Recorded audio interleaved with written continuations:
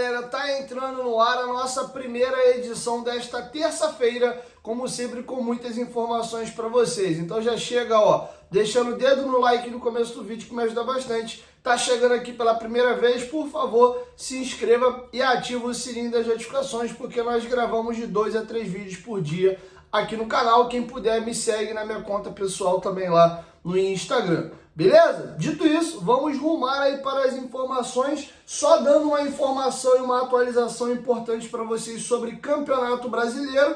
O Vasco só volta a atuar na semana que vem e alguns jogos atrasados do Campeonato Brasileiro vão acontecer nessa semana. Deixa eu atualizar vocês, tá? Nós temos amanhã Criciúma e Vitória, válido pela segunda rodada do Campeonato Brasileiro às 8 horas da noite. E temos também Juventude e Atlético Goianiense, tá? Tudo jogos que nos interessam diretamente, porque Atlético Goianiense, Juventude, Vitória e Cuiabá, ao meu entender, são equipes que fazem parte do nosso campeonato, que por hora, infelizmente, de novo, é lutar contra rebaixamento, tá? Juventude e Atlético Goianiense jogam às 7 horas da noite, tá? Esses dois jogos aí vão acontecer amanhã. E no domingo, nós temos Criciúma e Cuiabá, às 4 da tarde. Passada essa semana e esses 3 jogos, ainda nós teremos 5 jogos a serem disputados e eu vou trazer para vocês quais são, e esses 5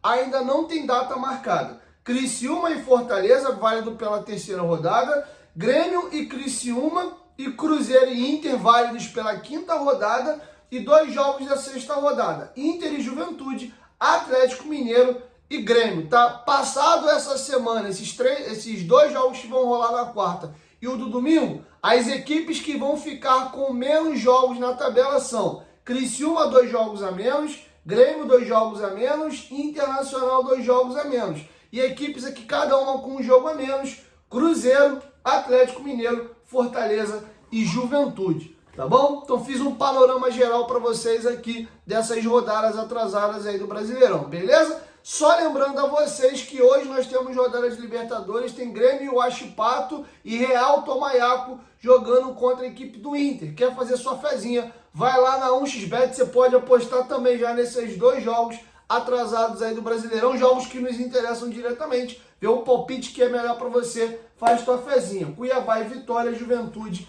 e Atlético Goianiense. Tá, o link da 1xBet está aqui no primeiro comentário fixado do vídeo. Clique, cadastre-se, utilize a palavra promocional Futebolaco com o termo adicional no final, que eles dobram o seu primeiro depósito até R$ 1.560, beleza? Corre lá na 1xBet, é a maior bet do mundo, parceiro nosso aqui no canal desde 2020. Então corre lá que vocês vão poder fazer a aposta de vocês com tranquilidade e segurança, tá? Além disso, vocês ajudam demais o meu trabalho. De verdade, quem gosta do Diego, acha meu canal legal, esse parceiro ajuda demais a gente aqui, é fundamental para a gente continuar no ar. Se você puder me dar essa moral, se cadastra lá na 1xBet. Além disso, você vai poder fazer a sua aposta na maior bet do mundo. Posso contar com você? 1xBet, parceira do canal Futebolaço, mas tem que ser aqui, ó, no link do primeiro comentário fixado do vídeo, para que eles saibam que vocês estão vindo aqui no canal. Dito isso, vamos seguir aqui com as informações. Primeiro, deixa eu atualizar vocês algumas informações mais curtinhas.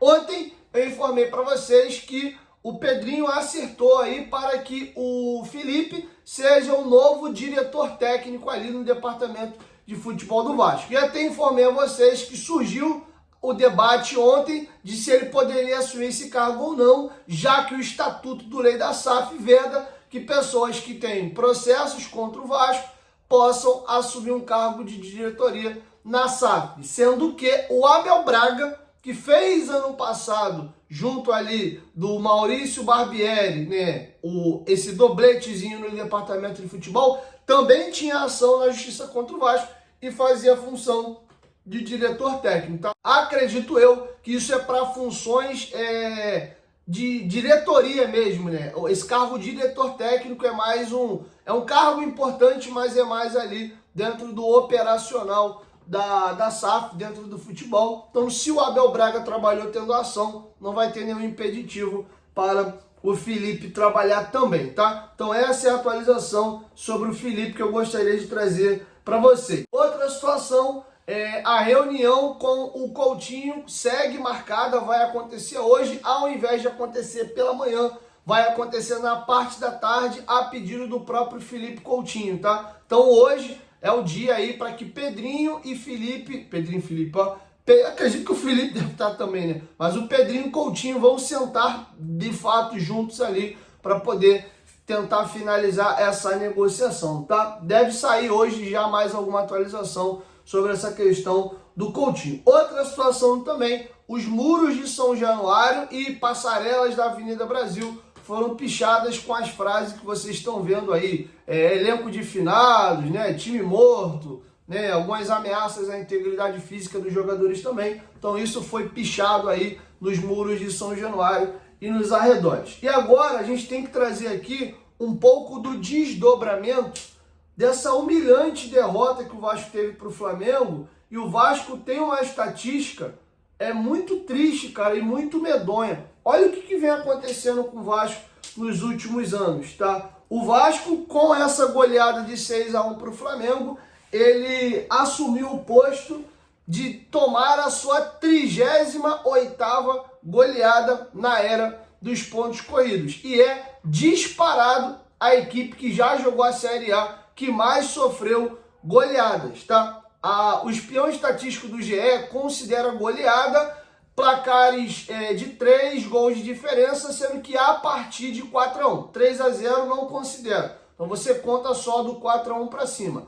4-1, 4-0, 5-2, 6-3, 3 gols de diferença, excluindo o 3-0, tá? Dentro dessa estatística, o Vasco é o que tomou mais goleadas. Lembrando que o Brasileirão de Pontos Corridos começou em 2003, nós estamos no Brasileirão de 2024, então estamos indo aí para a 21ª edição do Campeonato Brasileiro.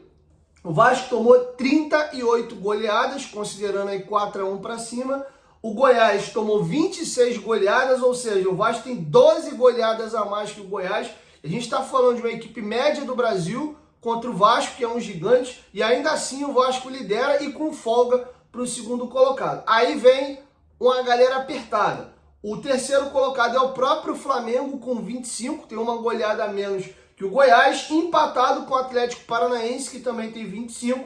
Aí vem o Figueirense, e o número do Figueirense salta aos olhos, porque eles já não jogam o Brasileirão da Série A há muito tempo, e ainda assim tem 24 goleadas. O Vitória, que vem de muitos e muitos anos na Série B, também chama atenção, são 22. Juventude, que passou bastante anos aí sem jogar a Série A, 21. Fluminense, que joga com frequência, 21. Atlético Mineiro, 20. Cruzeiro tomou 20 goleadas. Os times que mais golearam o Vasco na era do Brasileiro dos Pontos Corridos, o Vasco tomou 4 goleadas do Palmeiras e do São Paulo. São os maiores carrascos do Vasco aí, se tratando de goleadas a partir de 3 gols de diferença. Depois o segundo colocado, que aplicou 3 goleadas no Vasco, Atlético Paranaense, Botafogo, Flamengo e Santos. E aí o que você olha aqui é que você vê que das 4 do segundo colocado aqui, 2 são clássicos no Rio de Janeiro. Botafogo e Flamengo já deram 3 goleadas no Vasco aí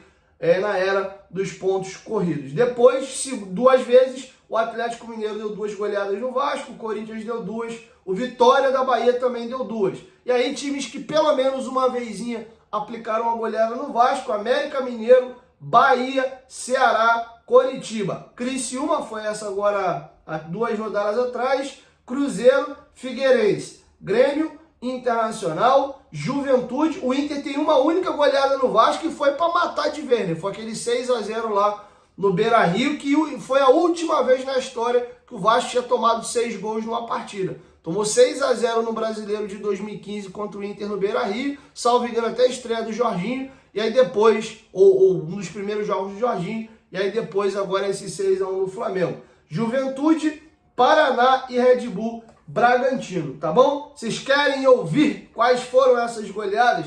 Vou narrar para vocês as 38 vergonhas aqui. A primeira foi no Brasileirão de 2003. Dentro de casa, o Vasco tomou 4-1 do Paraná. No mesmo Campeonato Brasileiro de 2003, o Vasco perdeu de 4-1 para o Cruzeiro. Vem o ano de 2004, o Vasco em casa perde de 5-2 para o Palmeiras e o Vasco perde fora de casa lá no Barradão para o Vitória de 4-1. Vem o Brasileiro de 2005, Esse jogo eu lembro muito bem, eu estava na casa do meu primo, David, mandar até um abraço para ele se ele estiver assistindo aqui. A gente tomou 7-2 do Atlético Paranaense na Arena da Baixada em 2005, tomamos 5-1 do Figueirense no Orlando Scarpelli em 2005, tomamos 4-1 do Juventude também em 2005, 5-2 do Palmeiras também em 2005. Campeonato de 2006, 2 goleadas, um 5-1 para o São Paulo, que foi campeão brasileiro naquele ano, em 2006, e um 4-1 para o Botafogo em 2006. O jogo deve ter sido no Maracanã, mas o mando de campo era do Vasco. Tá? Em 2007, o Botafogo até flertou com o título brasileiro boa parte do campeonato.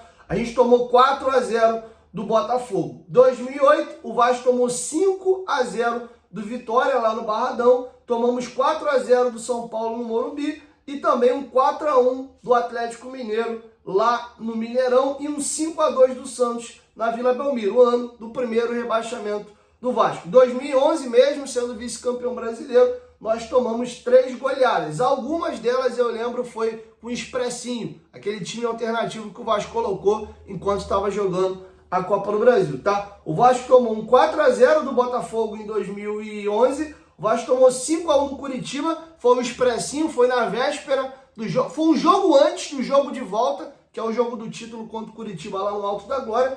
Foi time reserva contra reserva, a gente tomou 5-1. Tem até um corte engraçado do Felipe Baixo lá no Futebolaço Podcast, que o Diego Souza recebe eles bonito, né? Bonito. Olha a merda aí que vocês fizeram agora pra gente antes do jogo. Esse corte é bem engraçado, eu recomendo vocês assistirem lá no Futebolaço Podcast. Nós temos aqui aí no Brasileiro de 2011 um 4-1 pro América Mineiro lá em Minas Gerais. Vem o Brasileiro de 2012, o Vasco tinha um timaço, né? O time é desmontado ali na janela do meio do ano, geral movendo ações e saindo de graça do Vasco na justiça pelos salários atrasados. O elenco derrete, o Vasco liderava um tempão aquele Brasileiro e foi perdendo a gordura. Na retinha final saiu até da fase de Libertadores. O Vasco tomou um 4-0 do Bahia dentro de São Januário, eu lembro muito bem desse jogo. Isso foi 2012, foi a única goleada. 2013, 5-1 para o São Paulo, lá no Morumbi, 5-1 para o Atlético Paranaense no jogo que nos rebaixa, inclusive.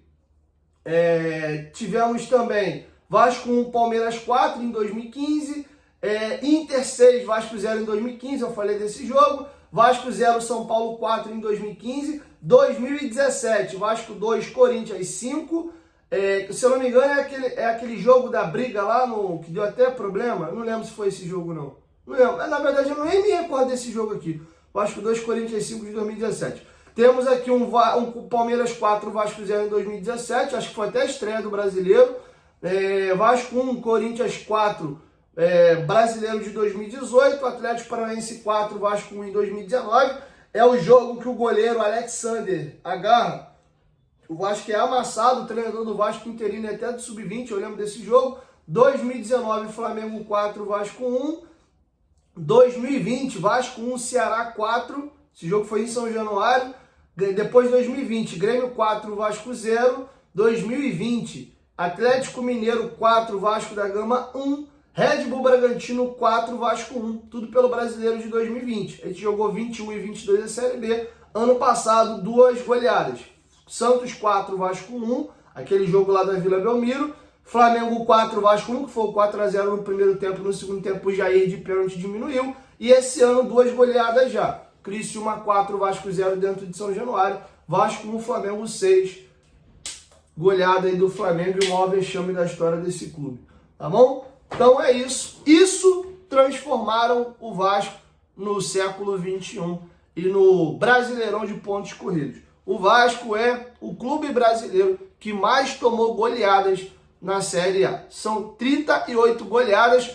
Curiosamente, as 38 rodadas é o equivale à atual competição da Série A. São 38 rodadas. É como se o Vasco tomasse uma temporada inteira de goleadas. O Vasco está jogando agora, né, a sua 21º escambau, porque o Vasco teve algumas edições na segunda divisão. Caiu 4 e teve uma permanência na Série B que não subiu. Então, desses 21, 5 o Vasco não jogou. Então, de 16 campeonatos brasileiros, um inteiro o Vasco tomou goleada e os outros 15 ele teria passado ileso, se a gente pode colocar assim, tá?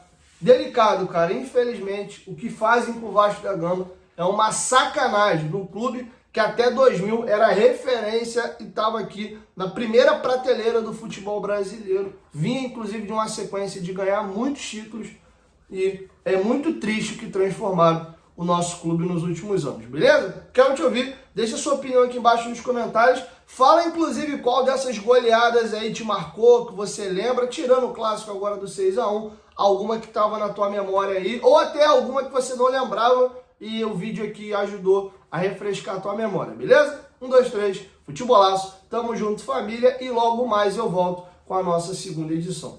Tamo junto.